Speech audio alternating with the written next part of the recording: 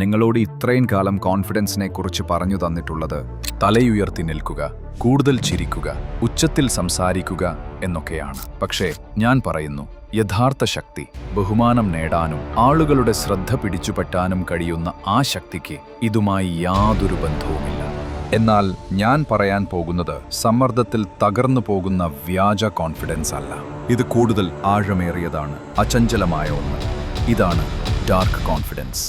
ഇൻട്രോവേർട്സിനെ വളരെ കാലമായി ആളുകൾ തെറ്റിദ്ധരിച്ചിരിക്കുകയാണ്. നീ ദുർബലരും വിചിത്ര സ്വഭാവക്കാരനും ആകർഷണീയതയില്ലാത്തവരുമായി സമൂഹം കാണുന്നത്. എന്നാൽ സത്യമതല്ല.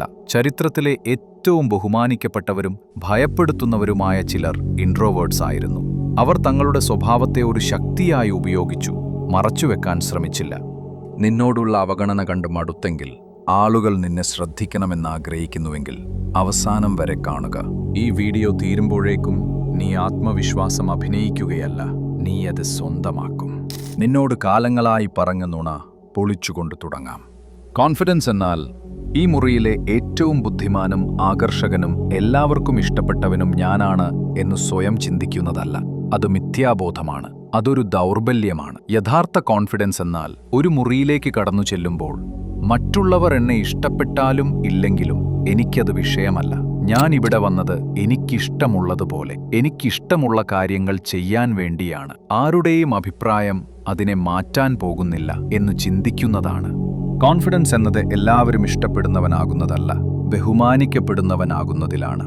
നീ മറ്റുള്ളവരുടെ അംഗീകാരം തേടുന്നത് നിർത്തി നീയായി തന്നെ ജീവിക്കാൻ തുടങ്ങുമ്പോൾ ആദരവ് നിന്നിലേക്ക് വരും.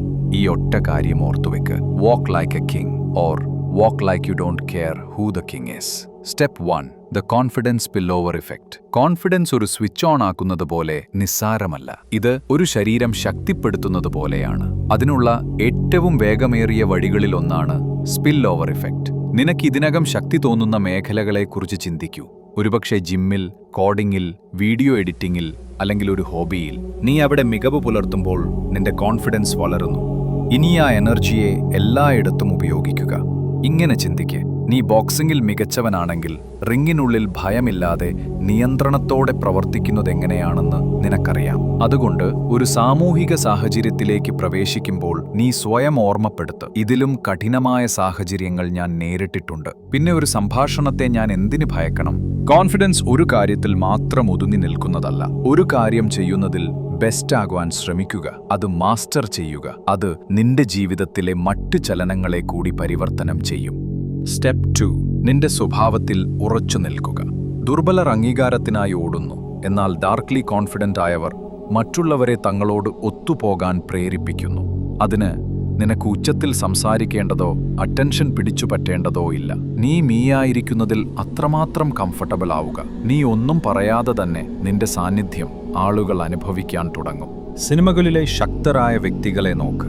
അവർ കൂടുതൽ സംസാരിക്കുന്നവരല്ല. ഒട്ടും സംസാരിക്കേണ്ടതില്ലെന്നും അവർക്ക് തോന്നാറില്ല.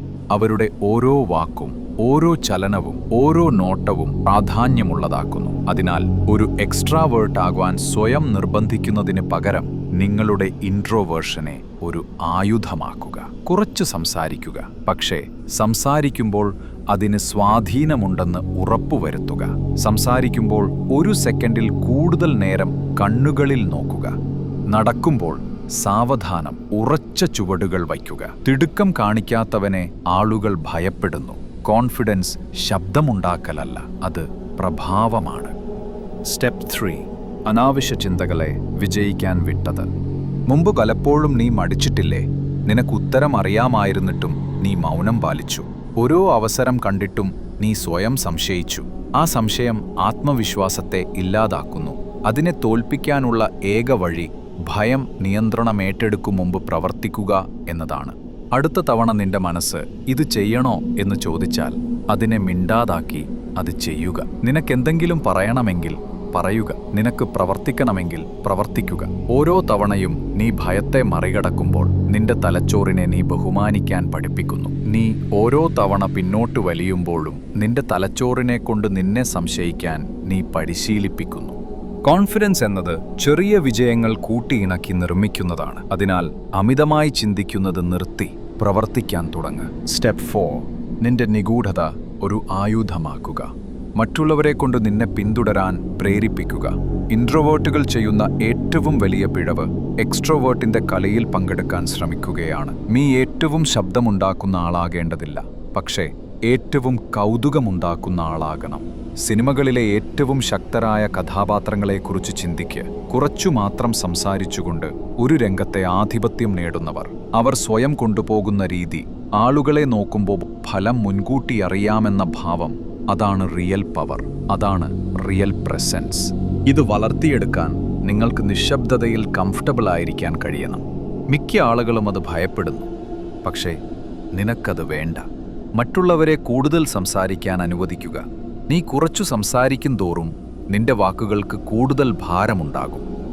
ഒരു ഇൻറ്റൻസ് ഗേസ് വളർത്തിയെടുക്കുക. നീ ആരെയെങ്കിലും നോക്കുമ്പോൾ അവർക്കത് അനുഭവപ്പെടണം. നിന്റെ ഊർജം പറയണം, എനിക്ക് നിന്റെ അംഗീകാരം ആവശ്യമില്ല, ഞാൻ ആരാണെന്ന് എനിക്കറിയാം. ശ്രദ്ധ നേടാൻ ശ്രമിക്കുന്നത് നിർത്തുന്ന നിമിഷം തന്നെയാണ് ആളുകൾ നിന്നെ ശ്രദ്ധിക്കാൻ തുടങ്ങുന്നത്. സ്റ്റെപ്പ് 5. നിശബ്ദതയുടെ ശക്തി. കുറച്ച് സംസാരിക്കുക, കൂടുതൽ അധികാരം നേടുക. നിശബ്ദത ഒരു ആയുധമാണ്. മിക്ക ആളുകളും ശൂന്യത നികത്താൻ വേണ്ടിയാണ് സംസാരിക്കുന്നത്. മൗനം എന്തു വെളിപ്പെടുത്തുമെന്ന് ഭയപ്പെടുന്നു. പക്ഷേ യഥാർത്ഥത്തിൽ ബഹുമാനം നേടുന്നവർക്കറിയാം, കുറച്ചു മാത്രം ഉപയോഗിക്കുന്ന വാക്കുകൾ പല മടങ്ങ് ശക്തമാണെന്ന്. നിശബ്ദത ആളുകളെ അസ്വസ്ഥരാക്കും. അതവരെ നിന്റെ അടുത്തേക്ക് വരാനും സ്വയം സംശയിക്കാനും നിന്റെ സാന്നിധ്യത്തിന്റെ ഭാരം അനുഭവിക്കാനും നിർബന്ധിതരാക്കും.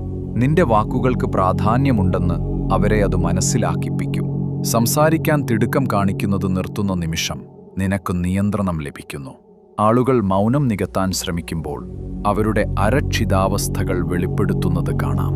അതേസമയം നീ മനസ്സിലാക്കാൻ കഴിയാത്തവനായി നിൽക്കുന്നു. സംസാരിക്കുന്നതിന് മുമ്പ് ഒന്ന് നിർത്തുക.